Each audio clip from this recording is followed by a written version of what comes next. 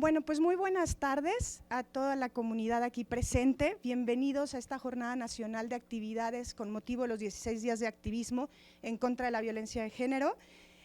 Hoy es muy importante porque contamos y tenemos el privilegio de contar con dos mujeres muy importantes en esta lucha feminista. Nuestra rectora, la doctora Alma Herrera Márquez, por favor, démosle un aplauso.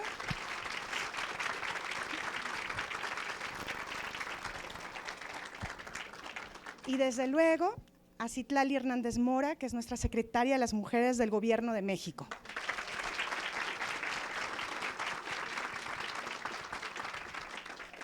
En ese sentido me voy a permitir nada más ahondar un poco palabras con respecto a quienes nos acompañan en este momento, antes de darle la palabra.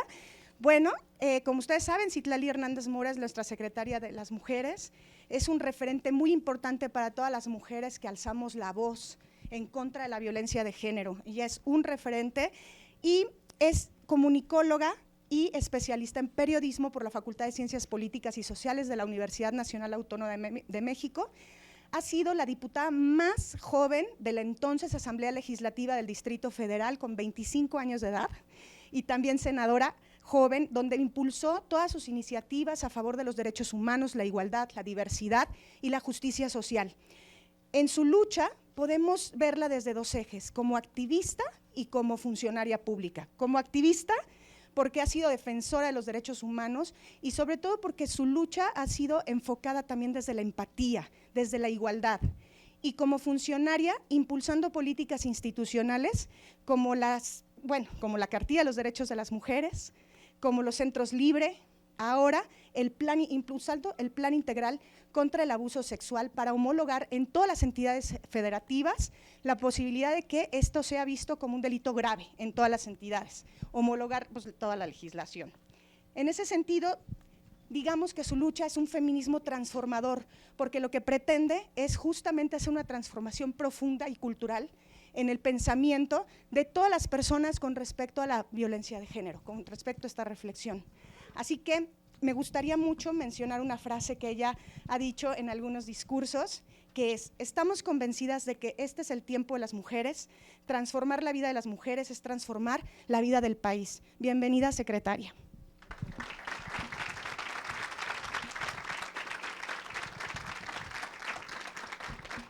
Y bueno, pues nuestra doctora Alma Herrera, rectora de esta universidad, pues ha sido una figura clave en el ámbito educativo. ¿Por qué? Pues porque ha construido un modelo educativo desde la Ciudad de México, desde que se creó el Instituto de Estudios Superiores de la Ciudad de México, Rosario Castellanos, y su lucha como activista, como feminista, ha sido justo abrir la educación pública para aquellos grupos vulnerables que no han tenido acceso históricamente, ¿no? Y que ha sido increíble lo que ella ha impulsado en el modelo educativo incluyente, con enfoque social, a través de la justicia social, pertinente y con un sentido de comunidad. La rectora es una de las académicas que ha defendido muchísimo este modelo educativo porque responde a problemas reales, a situaciones que ocurren en la vida, como la desigualdad, como la discriminación estructural, como la violencia. Tan es así que es pionera en el programa de cultura de paz de esta universidad. Fue la primera que impulsó un programa de cultura de paz y que posteriormente convirtió ese eje transversal en un cargo de estructura. Por lo tanto, está convencidísima de que la cultura de paz es un eje rector y un criterio orientador de la educación en México. Su activismo tiene como premisa la constitución de un modelo educativo incluyente y feminista que promueve justicia social. Bienvenida, doctora.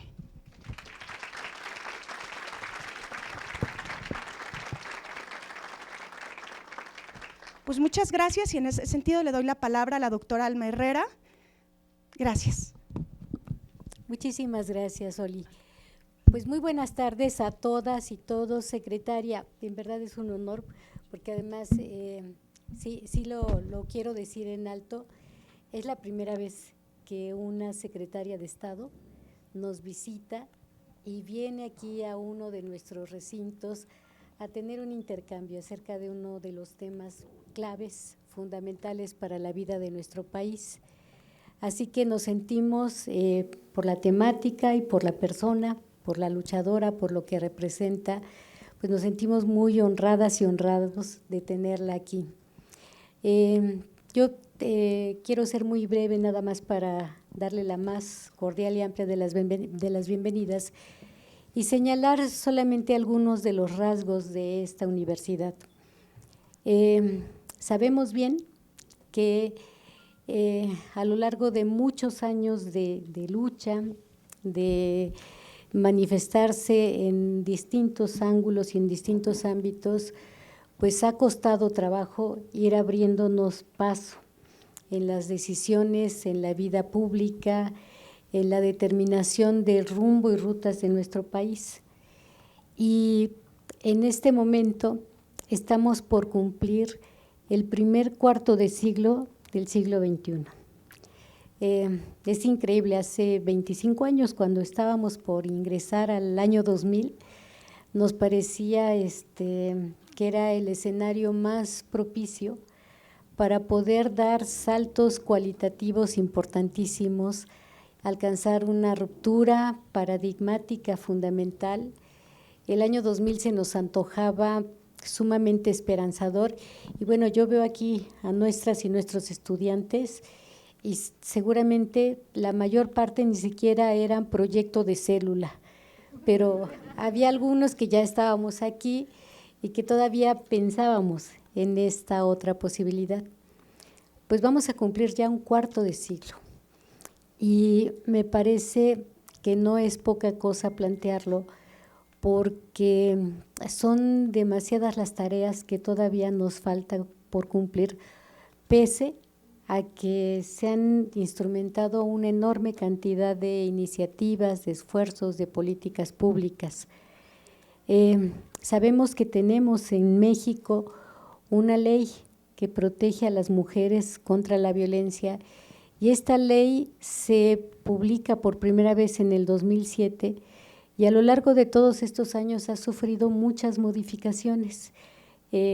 La más reciente, la de diciembre del año pasado, con la actual presidenta de México, la doctora Claudia Sheinbaum Pardo, que también le apuesta a toda esta estrategia y a esta política educativa, pues son los elementos fundamentales y jurídicos para que efectivamente termine la violencia contra las niñas, las adolescentes, las mujeres de manera general. Sabemos que en el mundo, de acuerdo a lo que señalan los expertos, todavía nos faltan, si seguimos como vamos en la inercia, 133 años para alcanzar la paridad de género. No puede ser, o sea, ni aún las más jóvenes de este auditorio, si seguimos con la inercia, van a poder disfrutar de la plena paridad de género y para eso estamos trabajando. Pero también hay indicadores que nos obligan a la reflexión.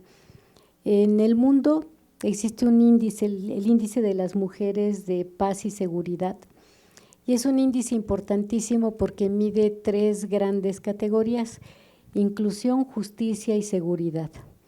México va muy bien en inclusión, o sea, incluso somos de los países donde se destaca más la paridad en las posiciones parlamentarias. O sea, muchos países en el mundo tienen al 20% de legisladoras y el 80% siguen siendo hombres. México tiene incluso 50.8% de mujeres en los parlamentos y eso habla muy bien del trabajo que se ha venido haciendo y de la modificación y de las leyes que tenemos que seguir formulando para abatir la situación de violencia y de desigualdad. En nivel educativo, en corroborar que efectivamente somos las mujeres sujetas de una posición financiera y un reconocimiento financiero, pues vamos muy bien. Pero en el tema de la seguridad todavía nuestros datos son preocupantes. En este índice internacional todavía la percepción de las mujeres acerca de la violencia familiar, sobre todo la que es infringida por las parejas con las que convivimos, y la percepción de la violencia comunitaria siguen siendo temas en la agenda que se tienen que resolver para poder seguir avanzando a paso seguro en una perspectiva muchísimo más amplia. Las instituciones de educación superior han venido haciendo también una tarea muy importante. Hace apenas 15 años solamente había una rectora por todos los rectores que estaban al frente de instituciones educativas. Hoy ya somos 51 y eso está muy bueno porque las 51 nos ponemos de acuerdo y nos reunimos periódicamente para avanzar y compartir experiencias que garanticen la igualdad sustantiva, pero también una mirada distinta hacia la educación superior, porque a diferencia de los hombres, en los debates que tenemos cuando nos encontramos, pues no tenemos ningún empacho de hablar de felicidad o de amor o de contención, incluso de compasión, porque la formación universitaria no solamente es conocimiento especializado, sino también es formación de ciudadanía crítica que nos permita pensar y diseñar otros modelos de ciudad, de mundo, de planeta, de convivencialidad y de bienestar genérico. Y esta universidad, con todo y que es una universidad muy joven, pero que ha venido creciendo de manera acelerada, quiere sumarse también a toda esta estrategia impulsada por nuestra presidenta para hacer de la educación superior, sí, una palanca de transformación y desarrollo social, pero también la garante de la justicia social y de la equidad. Nuestra universidad tiene más del 60% de estudiantes mujeres y eso pues nos da mucho gusto, también nos da mucho gusto que casi el 40% sean hombres, pero el hecho de tener una universidad que vibra todos los días a partir de la mirada también de las mujeres, de las docentes, de las administrativas, de las estudiantes, por supuesto, también nos obliga a tener una mirada pues completamente distinta de lo que queremos hacer. Y ahora que somos nacionales, que el 2 de diciembre cumplimos ya nuestro primer año como Universidad Nacional, pues todavía nos obliga a actuar de una manera más definida a partir de una estrategia de desarrollo donde el sentido del territorio, donde el sentido de las necesidades locales también constituyan la base de nuestros procesos formativos y para eso estamos trabajando en este momento. De tal forma que pues esta universidad que solamente tiene poco más de 6 años de edad, pero que ya tiene una comunidad estudiantil de 77,000 voces que todos los días luchan, pelean, gritan y hablan a favor de sus derechos, pues nos parece que es fundamental.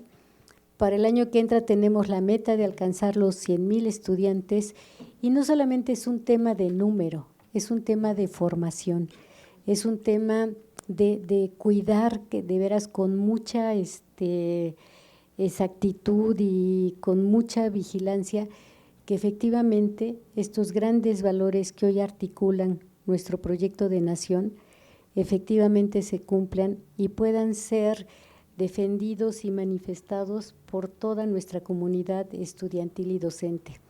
Nos están escuchando ahorita estudiantes, docentes y administrativos de otros lugares del país. Estamos en San Luis Potosí, en Tijuana, en Comitán, estamos en Chalco, en Naucalpan, estamos también en Chimalhuacán y por supuesto estamos en Teolocholco, Tlaxcala, que ha sido una zona muy complicada por la problemática hacia las mujeres jóvenes que nos aquejan.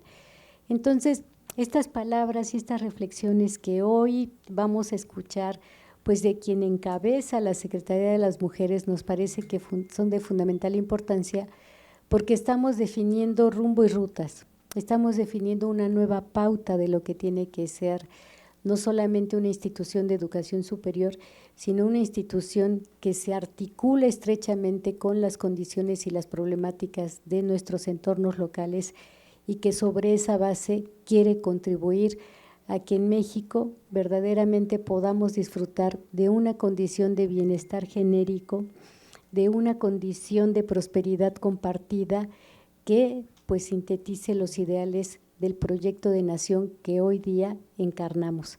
Así que muy bienvenida aquí a esta nuestra comunidad, a esta universidad, esa mirada joven, de mujer joven, de luchadora social, también es una mirada que nos hace falta y que seguramente nutrirá muchas perspectivas. Así que pues le damos todas y todos quienes estamos aquí y del otro lado en las otras entidades federativas, pues la más cordial y cálida de las bienvenidas y estamos atentas. Muchas gracias. Gracias. Pues muchas gracias, maestra, gracias a todas, a todos por la invitación. Yo creo que me voy a parar un poco acá porque está como muy largo y no quiero, o sea, como que quiero ver a todas, a todos. Pues primero saludarles a pues, los estudiantes, a los maestros, docentes, administrativo y también a quienes nos ven pues vía remota. Para mí es muy importante y la verdad agradezco muchísimo esta invitación, poder tener este intercambio. A veces es difícil siempre hablarle a un público joven porque aunque yo soy joven, pues ya estoy más cerca de dejar de ser joven que de su edad. Yo tengo 35 años y ustedes tendrán, ¿cuántos años tienen? 21, 20, y bueno, cada vez las brechas generacionales son más amplias, ¿no?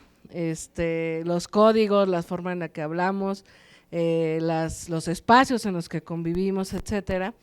Pero bueno, yo quisiera compartirles una reflexión y estamos en un momento pues muy interesante, en un marco que quizás ustedes lo sepan, cada 25 de noviembre se conmemora de manera internacional el Día Internacional contra las Violencias hacia las Mujeres, que digamos se conmemora justamente porque un día, un 25 de noviembre, ya de hace varias décadas, asesinaron a las hermanas Mirabal, que eran dos hermanas que luchaban contra la dictadura en República Dominicana y que no solo eran luchadoras que buscaban transformar su país y que resistieron frente a una dictadura en serio, no como la que TV Azteca dice que somos, una dictadura militar, donde había represión, donde no se podía tener espacios para la discusión, para la reflexión, para diferir, y son brutalmente asesinadas por su lucha, por su existencia como mujeres, haciendo política, organizándose entre mujeres, y este brutal asesinato que conmocionó a la región latinoamericana, pues dio origen a una gran discusión y a partir de entonces, o bueno, de unos años después, de hace 30, 40 años, se conmemora el 25 de noviembre como el Día Internacional para la Eliminación de la Violencia hacia las Mujeres. Y a raíz de eso se plantean 16 días de activismo como un compromiso de los gobiernos para hablar de las violencias, para difundir cómo combatirlas, etcétera. Yo les quiero confesar, yo llevo 11 meses en la Secretaría de las Mujeres, es una secretaría nueva, la presidenta me invitó a encabezarla meses antes de que tomara protesta y desde entonces hemos estado trabajando en su construcción. Bueno, miento porque estuve 2 meses en el Senado de la República y me tocó sacar la reforma al Poder Judicial y otras reformas junto con Ernestina Godoy, y de septiembre a octubre estuve en el Senado y cuando la presidenta en octubre toma protesta como la primera mujer presidenta de México, inicio yo el proceso para la construcción de la secretaría que legalmente existió hasta enero de este año. Entonces llevamos 11 meses echando a andar esta secretaría con varias acciones, varias políticas públicas, algunas innovaciones que ahorita quisiera quizás solo enunciar porque yo quiero compartirles una reflexión. Y el pasado 25 de noviembre, que prácticamente llegamos, llevábamos un mes, digamos formalmente dándole vida a la secretaría, dándole el nacimiento legal, presupuestal, el reglamento, las funciones, todo lo que significa cimentar una nueva institución. Y yo le decía a mis compañeras, la verdad es que yo creo que la mayoría de la población no sabe qué es el 25 de noviembre.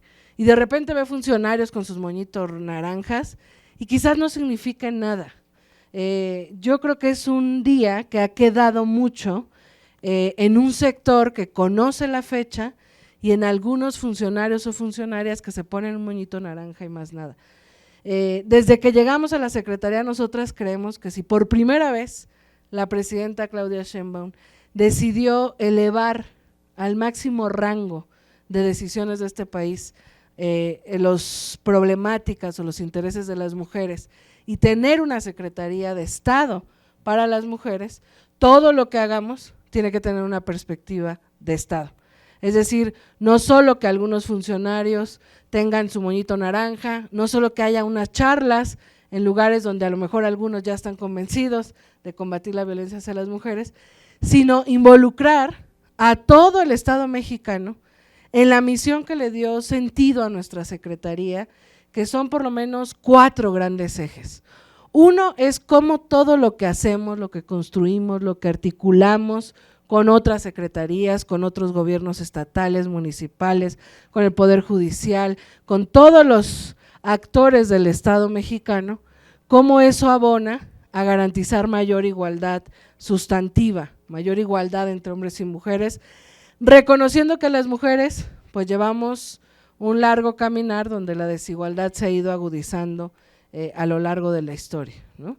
Entonces es una Secretaría de Estado que tiene que pensar con visión de Estado cómo, permítanme el uso de la expresión, cómo agitar todo el aparato del Estado para garantizar la igualdad. Y lo otro, para prevenir, combatir y erradicar las violencias hacia las mujeres, que quizás ese es el reto más grande, porque por supuesto la prevención, la presidenta me ha encargado que focalicemos en la prevención. Eso implica hablar en las escuelas, tener programas, digamos, sobre todo con las nuevas generaciones, que vayan desarrollándose con mayor visión de igualdad. Yo siempre pongo este ejemplo, cuando un niño le dice a una niña que no puede ella jugar fútbol porque es mujer, no es que el niño quiera violentarla, pero la realidad es que el niño está creciendo con la idea de que hay cosas que son para hombres y hay cosas que son para mujeres. Y si la niña no tiene las herramientas suficientes, pues dirá, sí es cierto, yo no sirvo para esto, y se va a ir alejando del deporte, ¿no? Yo una vez ponía este ejemplo en una asamblea y una señora me decía, fíjese que eso le pasó a mi hija, pero mi hija le respondió al niño y le dijo, bueno, ¿por qué no? Si yo tengo piernas igual que tú. Entonces, si logramos cambiar la visión, la manera en la que nos vemos hombres y mujeres, por supuesto que vamos a ir previniendo esas conductas o relaciones machistas que incluso a veces están inconscientes, no solo en hombres sino en mujeres, aspirando a una sociedad donde nunca, nunca, nunca más exista violencia hacia las mujeres solo por ser mujeres. No se mira pronto, no se mira fácil, pero sí creo, y un poco citando lo que decía la doctora Alma, tenemos que acelerar, aprovechar que tenemos una mujer presidenta, que tenemos una Secretaría de las Mujeres, para que todo lo que hagamos este sexenio acelere muchísimo y avance muchísimo el acceso a los derechos para las mujeres y el combate a las violencias. Entonces yo les decía que tenemos 4 grandes acciones de Estado, que así estamos hablando con todos los actores de Estado para que así, del Estado mexicano, para que así lo abracen, fomentar la igualdad, prevenir, combatir y erradicar las violencias. Tenemos el tema del sistema de cuidados, que quizás algunos de ustedes medio lo conozcan, no voy a profundizar porque yo quiero compartirles una reflexión, pero históricamente en esta desigualdad que hemos tenido las mujeres, pues hubo un tiempo en el que se nos dijo a las mujeres que nuestra existencia solo tenía sentido para estar en la casa, atender a nuestros hijos o a nuestro marido y cuidar y hacer las labores del hogar. E históricamente pues eso nos impidió poder estudiar, poder trabajar, poder dedicarnos a otras cosas. Las mujeres hemos ido luchando a lo largo del tiempo y hoy las mujeres estamos aquí en las universidades, hoy las mujeres están en los espacios laborales, en la ciencia, en el deporte, o sea, hoy para nosotras y nosotros es muy normal ver a las mujeres prácticamente en todo. Bueno, hoy tenemos una mujer presidenta, la comandante suprema de las Fuerzas Armadas es una mujer. Sin embargo, hemos conquistado más derechos, pero no hemos perdido quizás algunas obligaciones. Y entonces a las mujeres, y no es para victimizarnos, ahorita quisiera convocar también a los hombres, porque nuestra lucha no es contra los hombres, sino contra esa desigualdad histórica que se ha venido agudizando y contra el machismo que se ha ido provocando.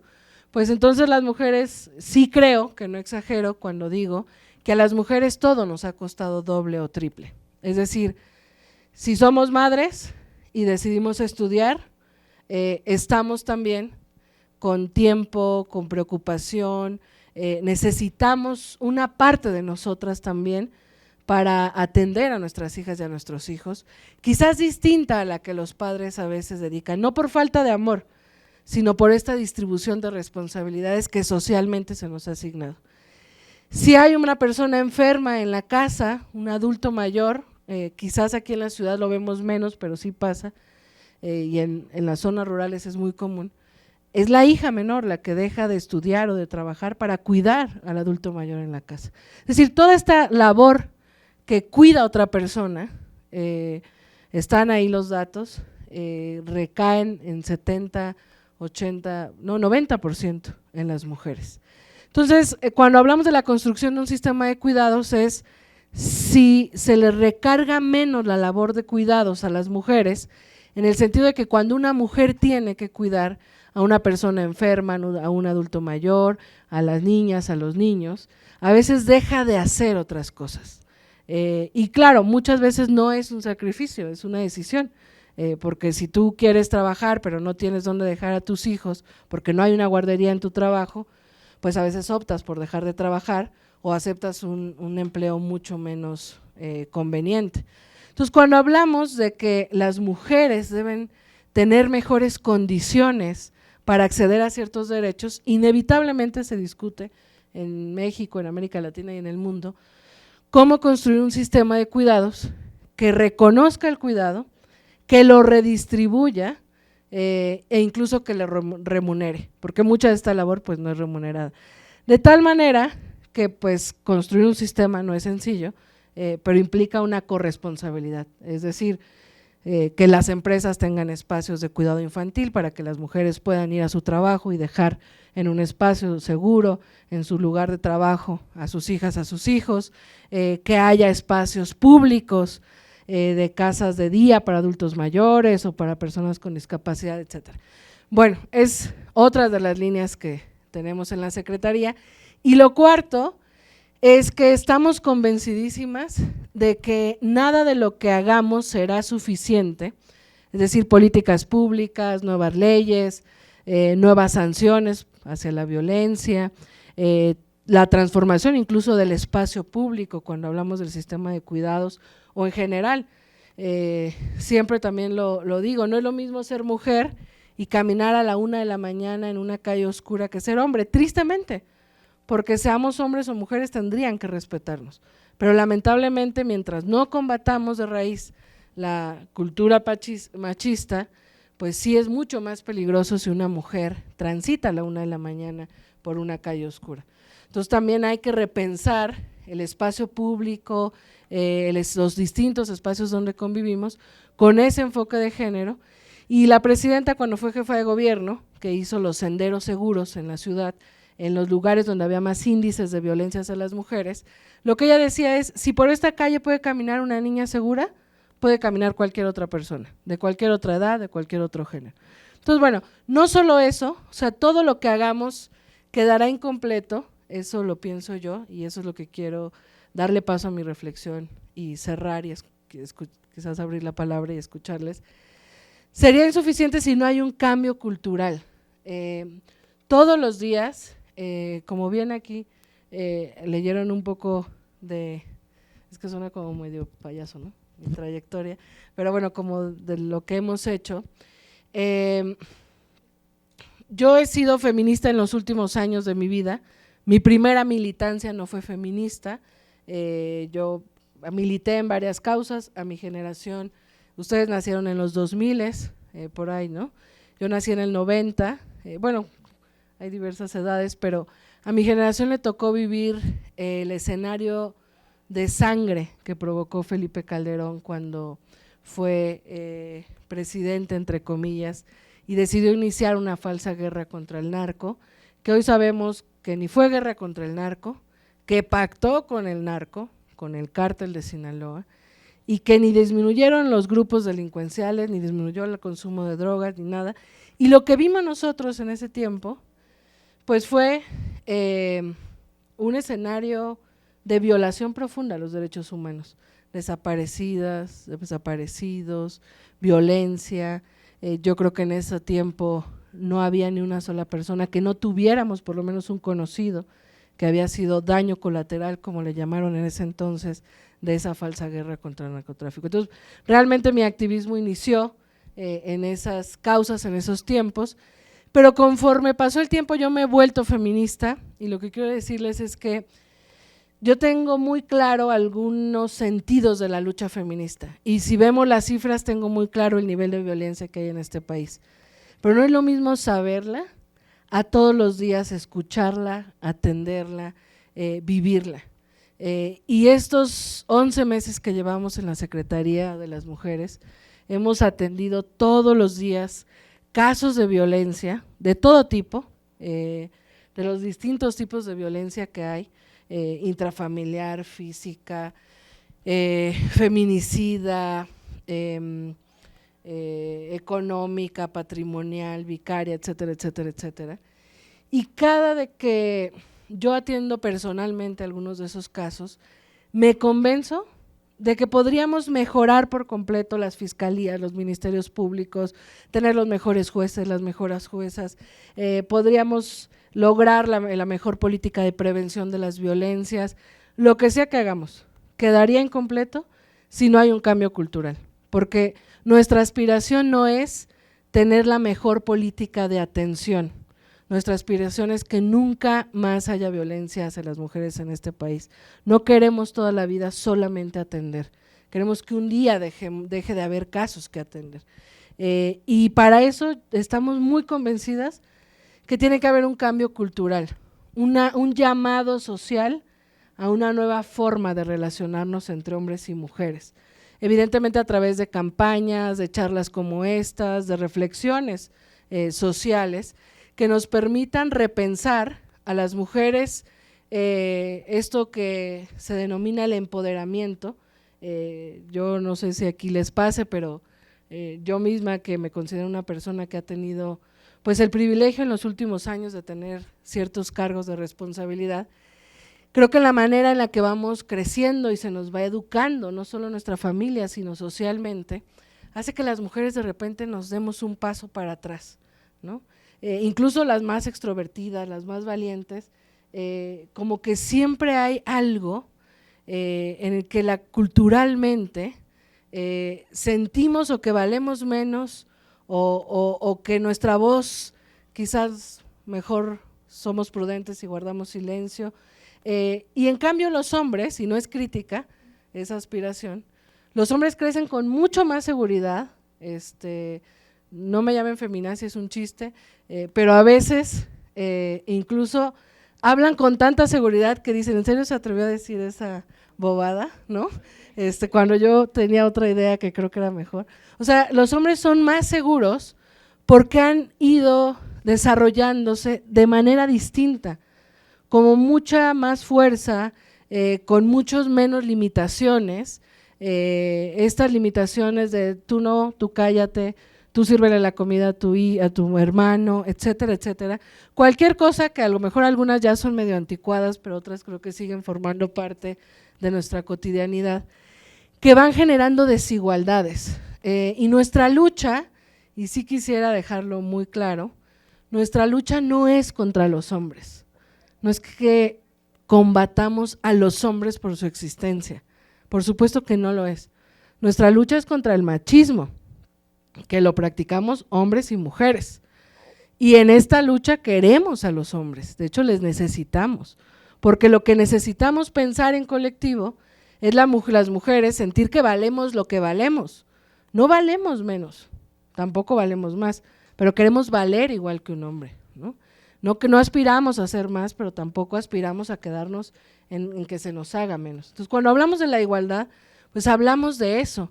Y en parte por eso, repartiendo esta cartilla que la presidenta nos encargó y que créanme que revisó cada detalle, porque quizás para algunos de nosotros estos derechos son básicos, pero yo creo que para muchas mujeres no, porque hemos ido arrastrando la idea de que merecemos menos. Entonces, por un lado es fortalecer esto que se le llama empoderamiento, pero que las mujeres nos sintamos más fuertes, más libres, que merecemos lo que merecemos, pero por otro lado también es llamar a los hombres a que nos acompañen en este cambio cultural, porque este ejemplo que ponía yo del niño y la niña, de verdad que el niño no quería ofenderla, es que el niño seguramente aprendió que las niñas no saben jugar fútbol, y si lo vamos trasladando a cualquier espacio de nuestra vida, si no vamos reflexionando en ese cambio cultural, en no mirar a una mujer como menos, sino como igual, en poder construir una relación distinta a la que quizás hemos aprendido, pues yo estoy segura que necesitamos y que hay muchos hombres que están dispuestos a acompañarnos en esa lucha, en saber que las mujeres pues merecen los mismos derechos. Hoy creo que estamos en pleno siglo XXI, en 2025, hubo un tiempo en que incluso los griegos nos colocaban en categoría de animales, de personas que no pensábamos o de seres que no pensábamos. Hubo un tiempo en el que se nos decía que solo debíamos de estar en la casa, hubo un tiempo en el que no votábamos, a mí me parece y me vuela la cabeza que apenas llevemos 70 años las mujeres en México con el derecho de votar y ser votadas.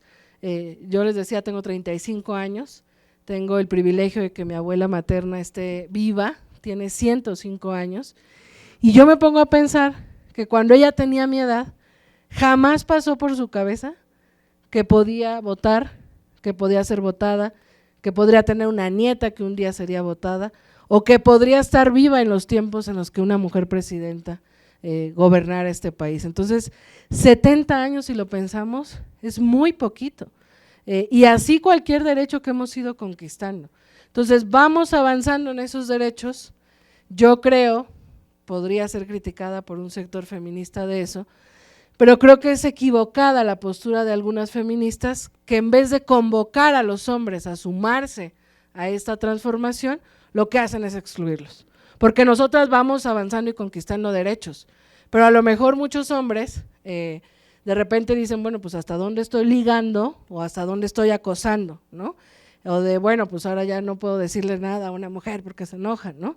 Creo que es esta reflexión colectiva de cómo construimos una nueva relación, que además es muy sencillo, donde haya respeto, donde no se vulnere la dignidad de nadie, donde nadie se sienta ofendido, ofendida, donde no haya violencia de por medio.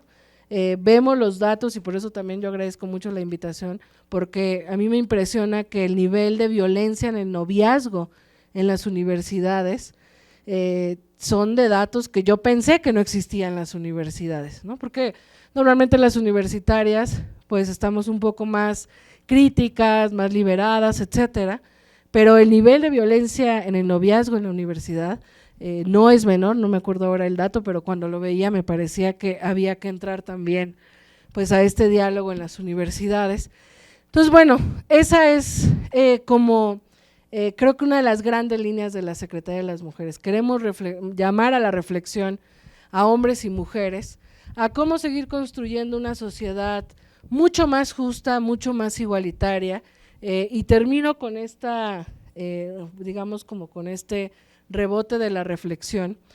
Pues yo hace tiempo que estuve en la universidad, ya tiene varios años que no, pero estoy convencida, más ahora que me ha tocado en los últimos años de mi vida dedicarme a lo público, que necesitamos una nueva generación de profesionistas, de profesionales, de tomadores de decisiones, no solo de políticos, digamos, sino que en general.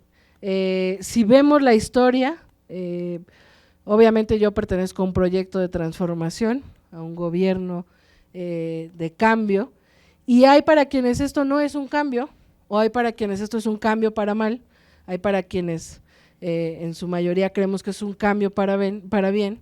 Basta leer la historia de nuestro país, entenderla y analizarla para mirar que del 2018 a la fecha hubo una ruptura con un régimen que fue construyendo un modelo económico, un modelo político, un modelo social, una forma de gobernar basada en la corrupción, basada en la exclusión y basada en la desigualdad.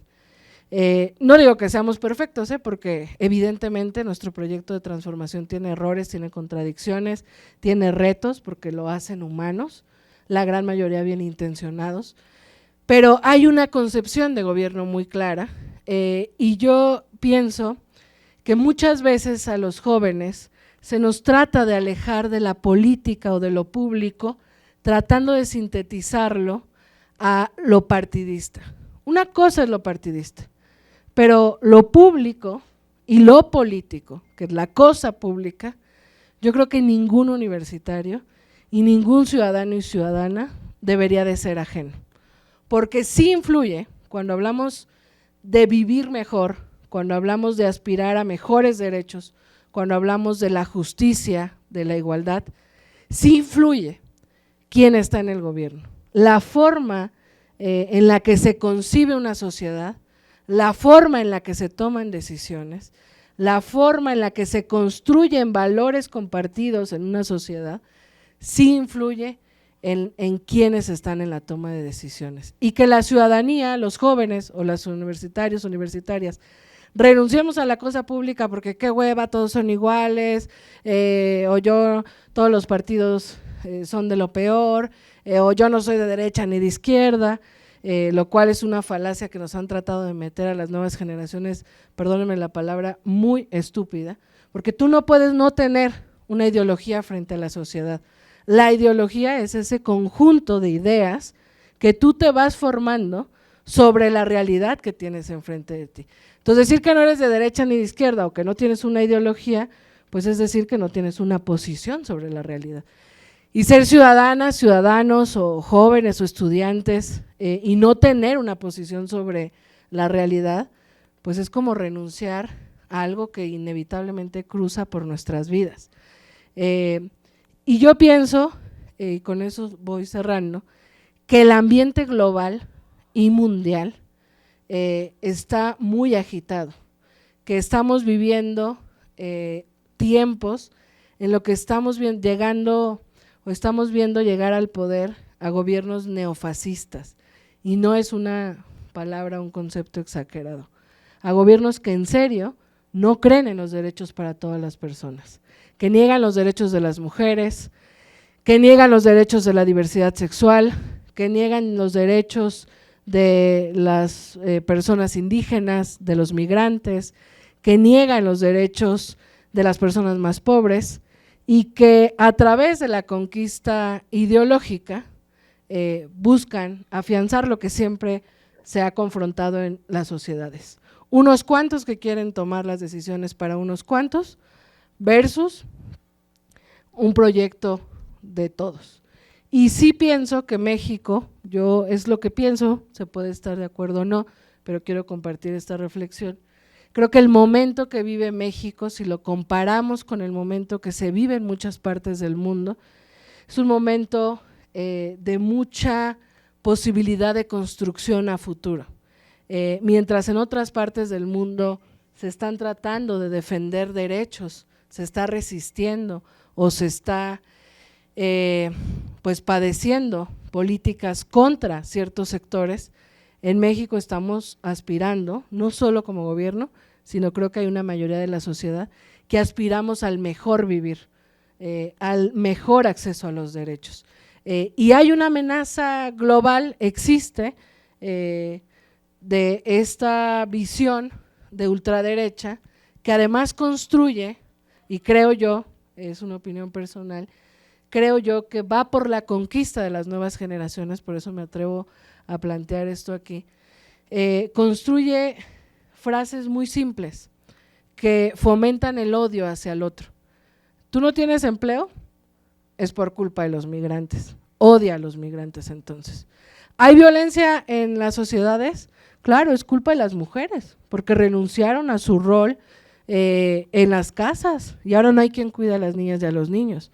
Ah, ¿tú no tienes pareja? Pues es culpa de la diversidad sexual, porque ahora ¿qué es eso de que hombre y hombre y mujer y mujer? O sea, esta facilidad del discurso simple para darle respuesta a insatisfacciones sociales, personales, individuales o generacionales, que busca la respuesta en el odio a la otra persona. Y es muy peligrosa, porque cuando volteamos a ver a Argentina, a Milei, o al propio Trump en su política contra los migrantes, o a cualquier gobierno de ultraderecha en Europa, ese es el discurso. Pero lo grave es que hubo tiempos en el que el fascismo llegó por la vía de la imposición. Hoy estos gobiernos están llegando por la vía democrática, es decir, hay una mayoría que les está dando el voto para llegar al poder con ese pensamiento.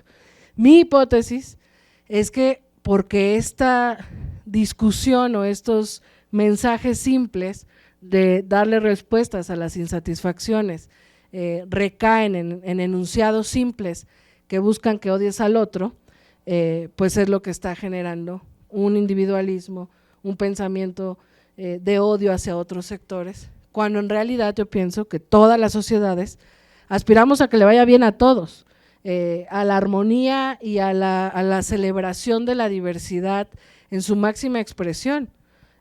Ninguna de las personas de aquí somos iguales, ni tenemos el mismo origen, ni vestimos igual, ni el mismo tamaño, ni por supuesto pues las mismas intereses, aspiraciones, etcétera. Entonces, que en una sociedad se busque negar esa diversidad que es plenamente humana o ese respeto al diferente, pues creo que es el peligro de la humanidad, perdónenme si exagero.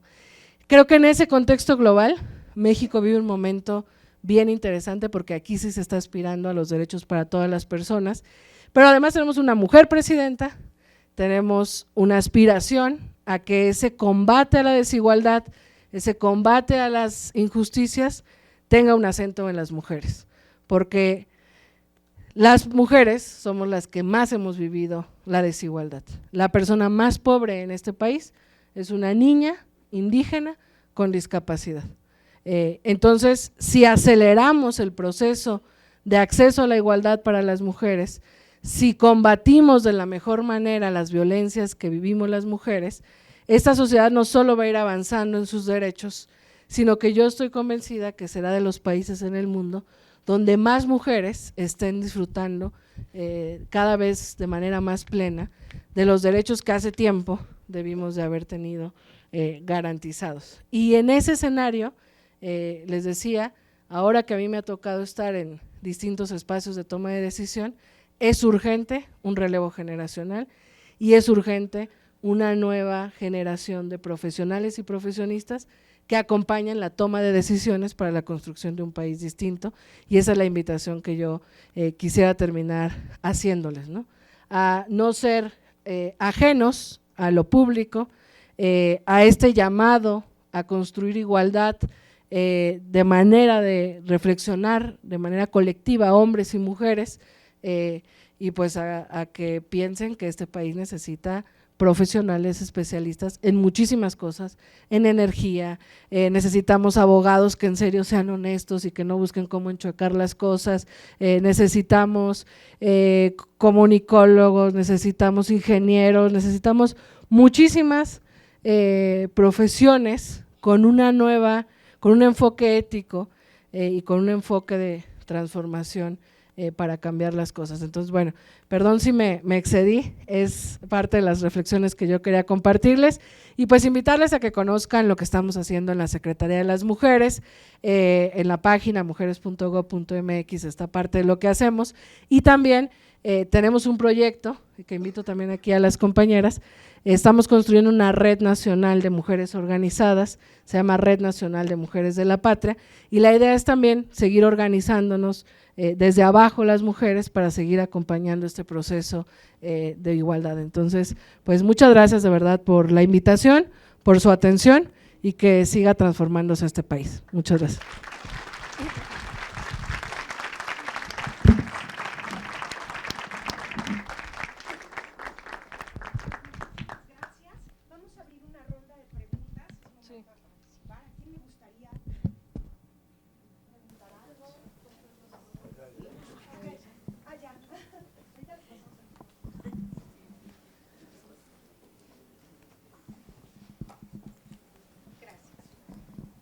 Muy buenas tardes, muchísimas gracias. Me presento, yo soy Verónica Hernández, soy profesora de la licenciatura en Ciencias Ambientales para Zonas Urbanas. Mi origen es indígena, soy oaxaqueña, y bueno, usted planteaba de manera muy clara que se requiere un cambio cultural para poder llegar a una igualdad humanitaria, ¿no? Entre seres humanos, no entre que si es hombre o si es mujer, porque ese no es el tema. En ese sentido, me gustaría preguntarle cuáles son las estrategias que como plan de nación se están planteando para, podríamos decir, hacer ese cambio cultural, ¿no? Entre estas generaciones que van desde la X, Y, Z, ¿no? Y que han proliferado un sistema de educación donde hay esa diferenciación humanitaria. No sé cómo lo estén planteando ustedes desde la visión de nación y en un esquema, o sea, muy genérico, ¿no? ¿Cómo erradicarlo? ¿Por qué? Porque estamos ahorita en una mezcla de distintas generaciones y cada generación cree que lo que está haciendo o lo que hizo en su momento, pues fue bueno para la formación de otras generaciones, ¿no? Por ejemplo, que sí hay que pegarle a la mujer para que entienda lo que tiene que hacer, ¿no? Y aún así, con toda la difusión, con todos los programas que ha implementado el gobierno, aún se sigue teniendo esa mentalidad, tanto en hombres como en mujeres, ¿no? Que es bueno que la suegra te imponga ciertas reglas para que puedas atender al esposo, ¿no? Que o decides ser profesional, tener un doctorado y sacrificar el no tener un hijo, o tienes un hijo pero tienes que trabajar 3 veces porque tienes que cumplir en el hogar profesional y bueno, esto es un panorama general, pero sí me gustaría que nos explicara cuál es esa estrategia de nación que tiene planteada desde la Secretaría. Muchas gracias.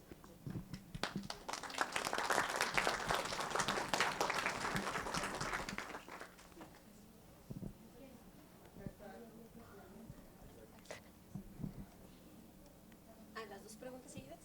De acuerdo, muchas gracias. Yo soy estudiante de primer semestre. Yo ya tuve una experiencia negativa en otra institución con un protocolo de denuncias de acoso. La verdad, yo desconozco si la institución ya cuente con un protocolo de acción ante las denuncias y en este caso no sé si la Secretaría también pueda revisar estos protocolos, revisar a las personas que los llevan a cabo, que tenga una perspectiva de género ante nuestras denuncias, ya que normalmente suelen ser ante un profesor o compañeros y este poder que se suele tener en las denuncias que no vuelva a pasar en esta institución y que se procure la seguridad de todas mis compañeras, que es algo que sí preocupa. Entonces, no sé si la Secretaría en esta ocasión pueda revisar este protocolo para que tengamos un visto bueno desde una nueva Secretaría que está apoyando tanto a la mujer y en caso de que haya algo incorrecto también se nos haga saber a todas cómo se está llevando, a todas y a todos en este caso, porque a todos nos puede sufrir cualquier cosa inadecuada que no deberían estar sucediendo, pero en este caso yo pido el apoyo de la Secretaría en revisar estos protocolos para que podamos tener un ambiente más seguro en esta institución. Muchas gracias.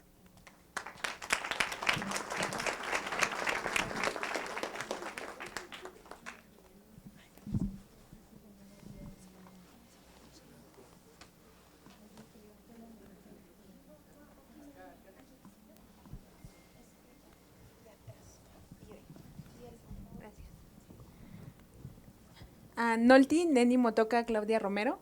Hola, mi nombre es Claudia Romero, mi ascendencia es afronagua.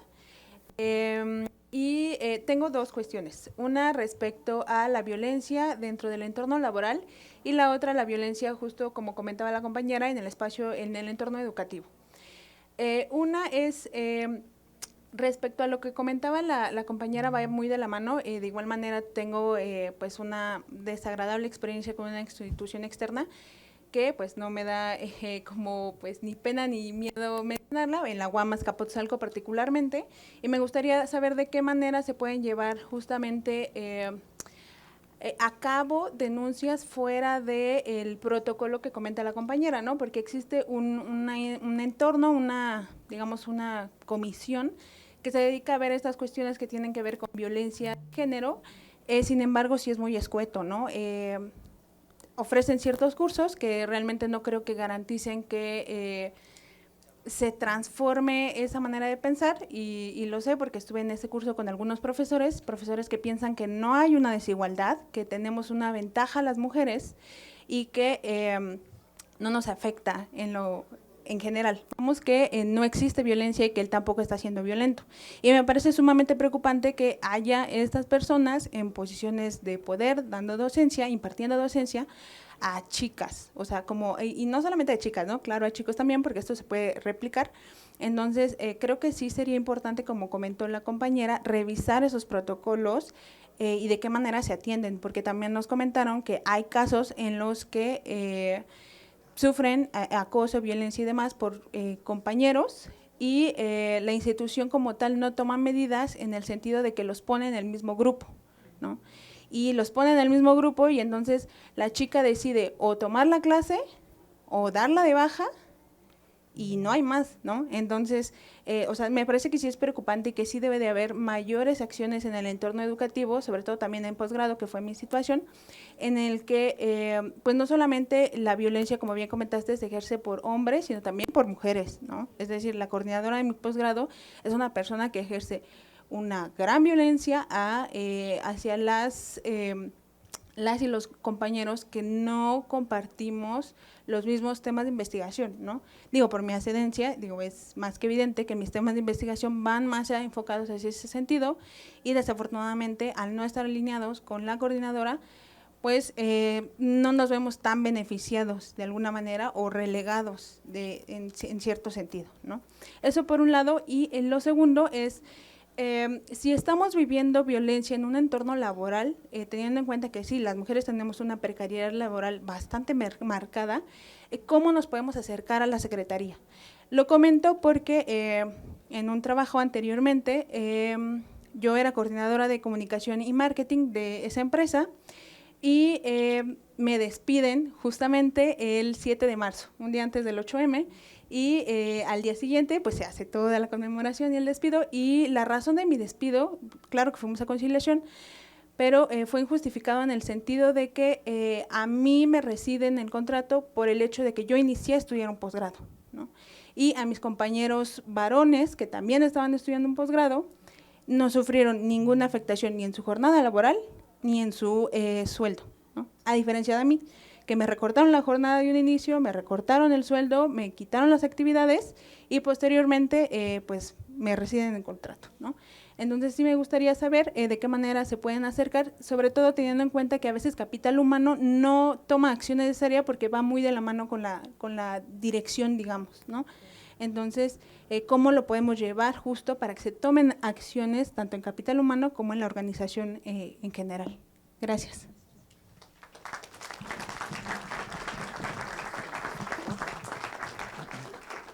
Buenas tardes, secretaria, rectora.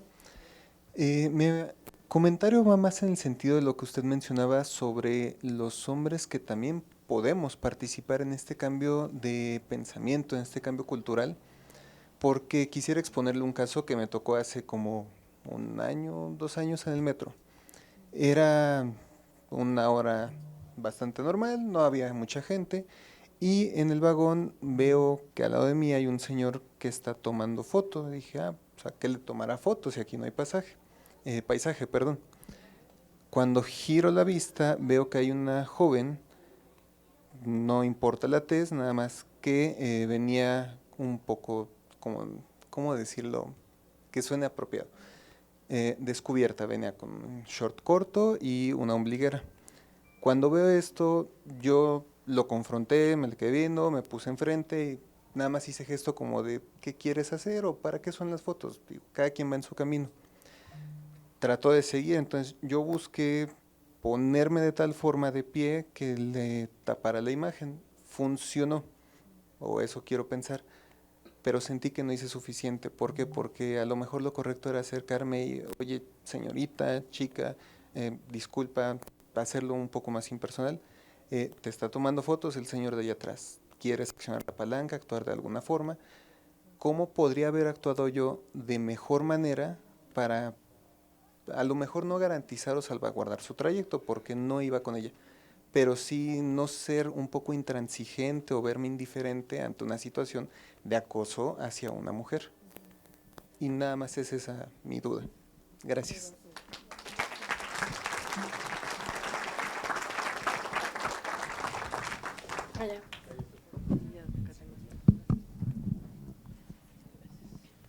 Hola, buenas tardes. Bueno, es una pregunta porque quiero pedir más que nada su opinión. Para usted, ¿qué factor o factores cree que sea necesario erradicar e incluir en una institución educativa gubernamental como lo que es Rosario Castellanos? Sería eso. Gracias. Bueno, algunas van, creo que son todas, ¿verdad? Muchas gracias. Sí, algunas van pues un poco de la mano, ¿no? Yo pienso, y es una de las cosas que estamos realizando, que mucha de la violencia que vivimos las mujeres está normalizada. Por eso también nuestras campañas que estamos empezando de no es normal, no es violencia. Porque, por ejemplo, en el ejemplo que tú pusiste, pues muchas veces normalizamos, ahora que discutimos alrededor del abuso sexual, quizás como nunca se ha hablado en voz alta a raíz de este tocamiento que vivió la presidenta, yo le decía a la presidenta que pues le pasó lo que nos pasa a muchas mujeres en todo el país, solo que le pasó a la mujer más conocida de México, ¿no? Por eso es que tuvo una discusión quizás mayor. Y entonces me preguntaba un poco lo que hemos hecho en tema de abuso sexual y me encargaba algunas cosas, y algo que pensaba que ella nos decía que promoviéramos más la denuncia, es que justo cuando nos pasa algún, pues es abuso sexual, algún tocamiento o alguna agresión de este tipo en el transporte público, pues lo primero que pensamos como mujeres es resguardarnos, y hasta te choquea que no das crédito que alguien desconocido de la nada pueda tocarte porque cree que puede tocarte o pueda tomarte una foto porque tiene permiso de qué, ¿no? Entonces como que no piensas en denunciar, o sea, no piensas incluso que eso es un delito que podría sancionarse, lo que piensas es como cuidarte o alejarte, etcétera, ¿no? Entonces creo que en este caso por supuesto actuaste bien porque al final inhibiste la conducta y no fuiste indiferente y fue un acto solidario porque pues yo creo que tenemos que seguir siendo como aferrarnos a ser personas solidarias que a veces cuando la indiferencia gana pues muchas veces pasa y nadie lo ve y nadie hace nada, ¿no? Obviamente creo que hiciste bien, pero justamente en este ánimo de que cada vez haya más denuncia, pues claro, a lo mejor si tú lo hubieras dicho a ella, ya ella hubiera decidido si jalar la palanca, denunciar o no. Pienso que a lo mejor no hubiera llamado a la denuncia porque no tenemos, está tan normalizada ese tipo de acciones que de repente no tenemos como conscientes que eso podría denunciarse, ¿no? Y también a lo mejor los hombres que es difícil, yo siempre digo que ahora que hablamos de hablar con los hombres, y a mí me gustaría proponer, aprovechando que estamos en la universidad, nosotros tenemos un primer documento en la secretaría que hicimos, que quisiéramos que lo discutan los hombres interesados en ayudarnos, porque por más que conozcamos a los hombres o tengamos interrelación con nuestras parejas o con nuestros amigos, etcétera, como siempre digo, y por más que haya hombres muy sensibles con nosotras y muy solidarios, pues las mujeres nunca vamos a entender a los hombres porque no somos hombres, ¿no? porque no tenemos las especificaciones que tienen un hombre. Y los hombres nunca van a terminar de entender a las mujeres porque tampoco, ni biológicamente, ni nada, nunca van a ser mujeres. Pero creo que la reflexión colectiva y el diálogo, que es una cosa que de repente se pierde, pues es importante, porque a mí sí me pasa, o sea, sí me pregunto qué pasa por la cabeza de un hombre que va caminando al lado de una mujer o en el transporte público y cree que puede tocar a una mujer desconocida. O sea, no dudo que pase también de mujeres a hombres, pero de 100, seguramente 99 son hombres tocando a mujeres, ¿no? Entonces, es cultural, es un impulso, es esta normalización de que puedes tocar a una mujer y no pasa nada. O sea, creo que es algo incluso que nosotras ahora que queremos trabajar más de cerca en las universidades, pues que se tiene que estudiar, ¿no? Para entender cómo es ese comportamiento. Ahora que la compañera hablaba del acoso, también la mayoría del acoso en las escuelas es de un hombre que ejerce poder con sus alumnas. Pocos casos se conocen de una mujer acosando a un hombre, ¿no? Y es esta desigualdad y esta posición, cuando hablamos de patriarcado, pues hablamos de este sistema construido de hombres para hombres que le dotó de más privilegios a los hombres y que incluso le dio un poder por encima de los demás. Cuando hablamos de combatir todo tipo de exclusión y de desigualdad, pues que lo que estamos combatiendo es la dominación, o sea, que un hombre crea que puede tener la dominación sobre el cuerpo o la vida de una mujer, pues es como esta vena machista, ¿no? Pero se puede combatir porque es una concepción de poder. O sea, un hombre que cree que puede obligar a otra mujer a tener relaciones sexuales o tocarla en el transporte público, o un maestro que crea que puede ejercer su poder para que una alumna, a cambio de que una alumna tenga algún beneficio o lo que sea, o el acoso con el que se comporta, pues esa es una posición de poder, desde esta posición en la que cree que puede y que no va a pasar nada, ¿no? Y que me lleva como a alguna de las cosas que ustedes dijeron. Uno de nuestros retos es combatir la impunidad, porque si no combatimos la impunidad, pues entonces esa conducta normalizada se va a normalizar de ambos bandos, ¿no? Nosotras que estamos acostumbradas a cuidarnos en el transporte público porque sabemos que va a pasar algo, o que a veces somos expuestas a algo, pues de alguna manera estamos normalizando que puede pasar, y los hombres que ejercen estas conductas pues normalizan que no pasa nada, que no hay consecuencias, etcétera, ¿no? Desde los maestros que lo hacen hasta algún desconocido. Entonces, nuestro objetivo pues es combatir la impunidad, y pienso que hay muchos protocolos en muchas partes, justo como con esta exigencia de mayor seguridad a las mujeres. Hay protocolos en las escuelas, hay protocolos en el trabajo, pero realmente muchas veces no son eficaces, y entonces nosotras ahora tenemos las facultades de poder de manera respetuosa, y digamos, este año ya no nos dio tiempo de comenzar a trabajarlo de manera conjunta, pero sí queremos proponerles a las universidades sentarnos a revisar sus protocolos y que haya verdaderos mecanismos de protección a las mujeres, porque no lo vamos a negar nadie en esta sala.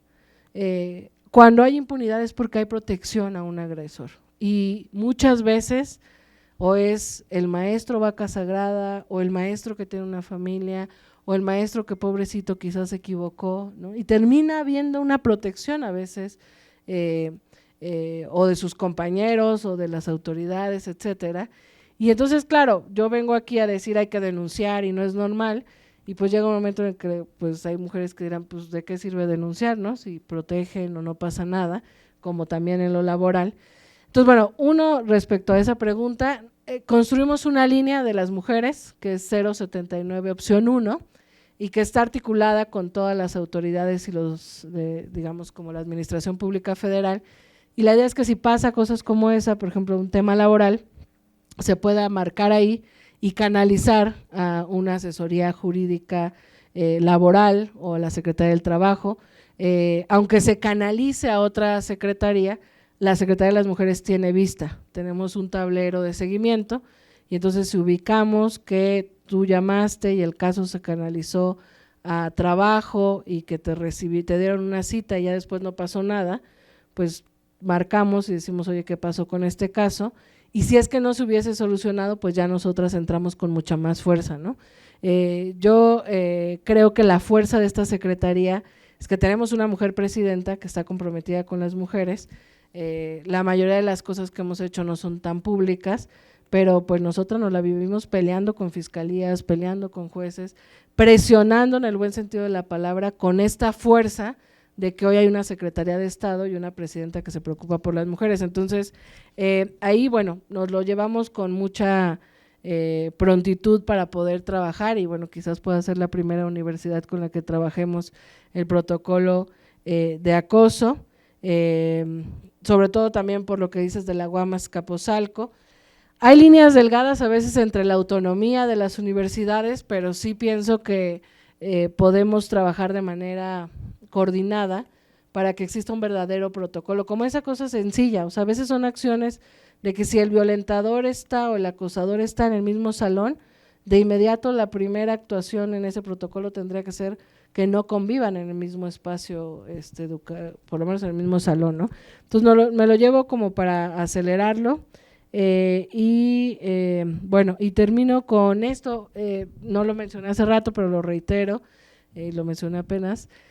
Tenemos un documento que no queremos imponer las mujeres a los hombres, sino que hicimos como una especie como de llamado a la acción para los hombres que quieren acompañarnos en este combate a las violencias. Y lo que discutíamos en la Secretaría es, hay que promover la discusión entre los hombres que estén interesados en eso, más que la Secretaría imponerlo, en las universidades, en grupos de hombres, y que a lo mejor puedan estarnos retroalimentando y decir, ¿sabes qué? Miren, yo siempre pienso, en el feminismo se habla de las nuevas masculinidades, ¿no? Y yo le digo a mis hombres, a mis compañeros, o los hombres cercanos a mí más, pues más rudos, más machos, le digo, si tú, dime la verdad, si yo te digo que quiero invitarte a una charla de nuevas masculinidades, ¿sientes que te voy a hacer gay? No, pues la verdad que sí.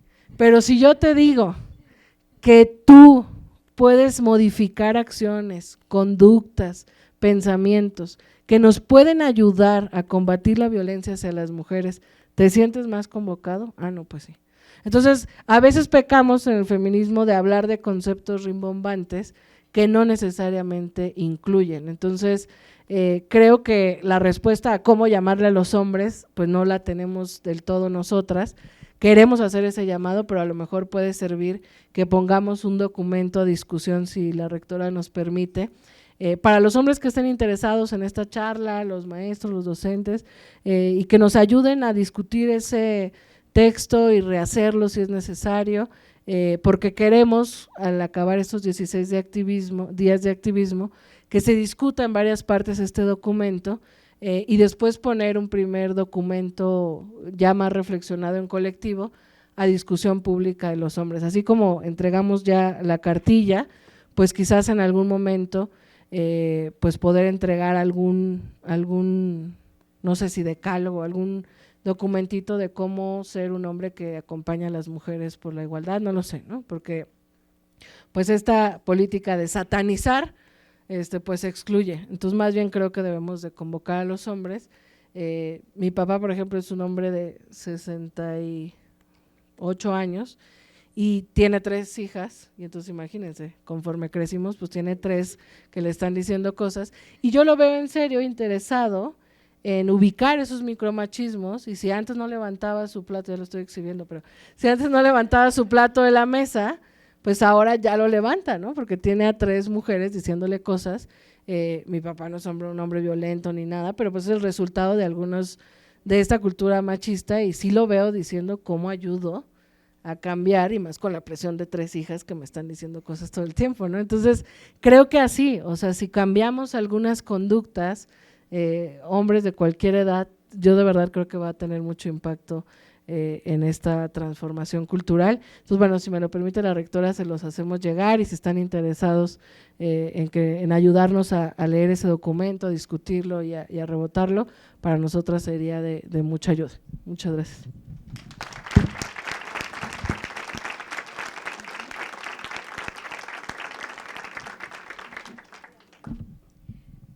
Muchas gracias, secretaria. Los compromisos que me parecen muy importantes. Lo primero, nosotros desde el 2019 que se crea el instituto, tomamos la decisión de conformar una unidad de cultura de paz y derechos humanos. La unidad ha venido evolucionando porque desde luego los desafíos, el contacto con la realidad, la interlocución con todas y con todos también nos ha llevado a ir haciendo ajustes. Pero en estos años también han pasado cosas que me parece son muy esperanzadoras. En el 2021 se aprobó la Ley General de Educación Superior y establece en uno de sus artículos como obligatorio el que todas las instituciones de educación superior públicas y particulares tengamos protocolos de actuación en contra de la violencia y a favor de la cultura de paz. Creo que ahorita un porcentaje muy alto de instituciones educativas de nivel superior tenemos estos protocolos porque siempre que nos juntamos hablamos, ¿no?, de las características del protocolo y todo, pero has tocado cosas muy importantes y una que siempre se queda en la reflexión es ¿por qué parece que no basta con los protocolos? O sea, de 2021 a 2025 han pasado al menos 4 años en que hemos ido generalizando y difundiendo esta idea y además lo tenemos que hacer porque la ley así lo establece, entonces si hay quienes no quieran hacerlo, hay mecanismos en las asociaciones de las universidades y demás que valoran como un indicador el protocolo, pero es verdad lo que nos están proponiendo y es el primer compromiso. Realmente los protocolos los hemos hecho nosotras al interior de nuestras instituciones y salvo cuando hay algún evento donde llegamos y difundimos, en realidad no hay una lectura crítica externa que también nos permita observar con miradas distintas cuáles son los aspectos que tendrían también que definir pues aspectos fundamentales en los protocolos.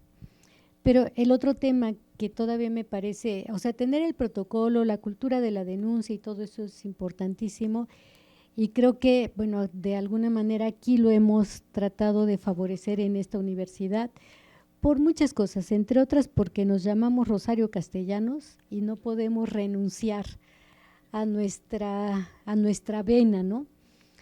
Pero el cambio cultural es muy importante y yo coincido plenamente con eso, porque si no actuamos sobre la cultura va a ser muy difícil establecer nuevas formas de convivencialidad y ese es el llamado a que mujeres y hombres y todas nuestras diversidades también empecemos a tender puentes mucho más dialogantes, donde quede perfectamente claro dónde empiezan los límites de uno y dónde terminan los del otro, y en este mecanismo pensar que la convivencialidad también debe de tener un sentido distinto y nuevos contenidos mucho más articulados a lo que hoy experimentamos las mujeres. Yo, por supuesto, soy mucho más grande, en términos, hablando de generaciones, y sí entiendo que para muchas mujeres de mi generación, poco más jóvenes y demás, también ha resultado fundamental el transitar en estos cambios culturales, porque en nuestro origen pues nos formamos con esta mirada machista de las cosas, o sea, atender al hermano, atender al papá, y bueno, cuando yo terminé la licenciatura hablábamos de la doble jornada de trabajo, pero era así como una ofensa generalizada, ¿no? Bueno, afortunadamente hoy ya estamos viviendo una perspectiva distinta, pero seguimos teniendo pendiente el poder pensar en diseños sociales donde la convivencialidad tenga características distintas y por eso también me parece importante que en las universidades también hablemos de estos otros ángulos que tienen que ver con lo fraterno, que tienen que ver con la felicidad, que tienen que ver con el apostarle a otra forma de diseño, y por eso, o sea, a mí sí me va a encantar que sometamos a revisión de la Secretaría de las Mujeres nuestros protocolos, pero también tenemos normas de convivencialidad, y en las normas de convivencialidad, que es un mecanismo que tenemos para favorecer el cambio cultural, pues ahí establecemos otros patrones también de trato, de calidez, tratando de ser muy conscientes pues de que transitar en este mundo tan complejo, si no va acompañado de mejores esfuerzos hacia una convivencialidad distinta, pues finalmente no nos van a resolver las cosas. Queremos que lo que pase acá se transmita afuera y no al revés, que la violencia que muchas veces vivimos afuera penetre la vida universitaria y nos obligue definitivamente a tener una perspectiva de castigo, castigo, castigo. No se puede construir tampoco así el siglo XXI, entonces queremos aprender aquí otras formas de convivencia y que lo que se aprende aquí permee nuestras relaciones personales, de noviazgo, de familiares, de amigos, etcétera, para poder coparticipar en esto. Y también me encantaría que en esta extraordinaria disposición para tener un intercambio mayor, no solamente nuestro protocolo, sino también nuestras normas de convivencia pudieran ser analizadas y nutridas y enriquecidas para sumarnos a todos los esfuerzos que hace el gobierno federal y también los gobiernos estatales donde ya estamos para favorecer pues una visión de las cosas distintas y de veras tomarnos muy en serio la opinión de nuestras comunidades estudiantiles y docentes a favor pues de pensar y de imaginar un mundo distinto, ¿no? Y defenderlo como un derecho también, ¿no? Y trabajar a favor de eso. Y finalmente, por supuesto que sí abramos el espacio, Toño, secretario de la universidad, para que tengamos en todas las unidades académicas la posibilidad de revisar, de reflexionar, de discutir, de aportar o de manifestarnos en contra de lo que ustedes quieran, a favor de esta discusión, para que podamos apoyarnos en esta gran perspectiva. Pensamos que las universidades no deben ser torres de marfil, y que si perdemos la interlocución con todos los actores sociales, pues vamos a quedar muy lejos de lo que nuestro país necesita y merece. Entonces abramos esta posibilidad y bueno, si en alguna unidad académica se suman 3 hombres, muy bienvenidos. Si aquí todos quienes están aquí con nosotros dicen yo le entro, maravilloso igual, pero nos sumamos también a esta iniciativa. Y pues muchísimas gracias por por este espacio, por esta reflexión. Y bueno, pues hacemos lo que hacen todas las universidades.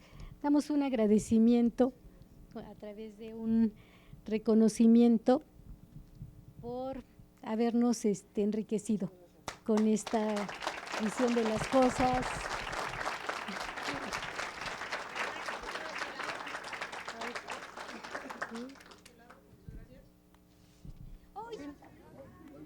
Cayó en buenos brazos. A ver ahí.